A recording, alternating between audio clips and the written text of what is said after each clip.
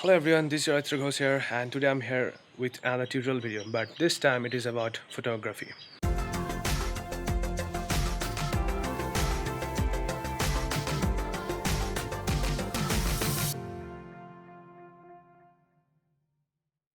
So, as you can see from the title that it is about long exposure photography, but before starting about the trick, I want to give a very brief idea for those who are very new to photography about the basic things of photography, that is the three main elements, that is ISO, shutter speed and aperture. The main thing about long exposure photography is the shutter speed, because it determines the time interval for which your shutter is open and letting in light to hit the sensor. If your shutter speed is fast, then it is going to open the sensor or expose the sensor to the outer environment for a very little amount of time, and if your shutter speed is slower, then it is going to open up and let in more lights for a particular time interval, and this time interval captures the movement we see in different long exposure photographs. But there is one problem with it. Generally it is very slow, like 1 second to 4 seconds, but if you want to handle a long exposure photo for 1 to 4 seconds, it will be shaky and your photo will be destroyed. And if the outside environment is sunny or too bright, then you have to have an ND filter, which will cut off a good amount of light that is reaching your sensor when your sensor is open for a good amount of time.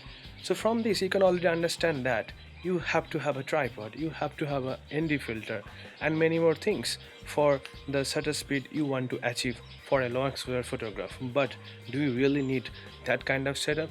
Yes, there is one trick with which you can really have nothing, just a camera, and capture some very nice long exposure photograph like this.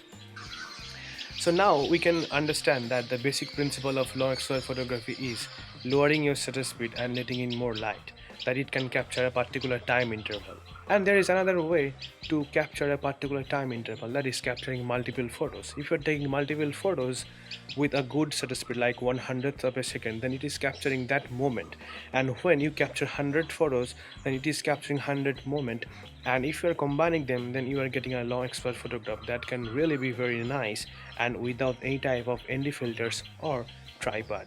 So after capturing multiple photos, you have to come to Photoshop. After coming to Photoshop, you have to go to the file option and then you go to the option scripts. There we'll find one option that is load file into stacks. We can see that one button is there that is called browse. If you click on that button, it will take you into the files or file manager in your desktop. Select all the files there for this operation. I clicked 50 photographs and I will select all of them if I am doing the thing for the first time, but here I will select only 5 for better result quickly and click OK. So now the files have been loaded, and it is better to rename them before you start the process for better understanding. And after the loading is done, you see there are two check boxes at the bottom of the dialog box. So one is auto aligning and one is creating a smart objects after the alignment is done. If you are using a tripod, then you don't have to check the box, but if you're not using a tripod, then you have to check the box for auto alignment, otherwise your photo will not match and you will get a very bad result. So after it is done, click on OK and your file will start loading one by one. It will take some time according to the number of photos, and when it is done, you can see one smart object at the layers panel. So now we have to apply one effect to the smart object. You have to go to the panel layers and then smart object, then stack mode and min stack mode. Once you do this, your work is done, and now you can adjust the photo according to your own wish. You can crop it a little bit for the edges and also apply the camera raw filter for a little adjustment of the colors and clarity, and your final image will be ready within minutes. Let me just compare it to the still images I took there.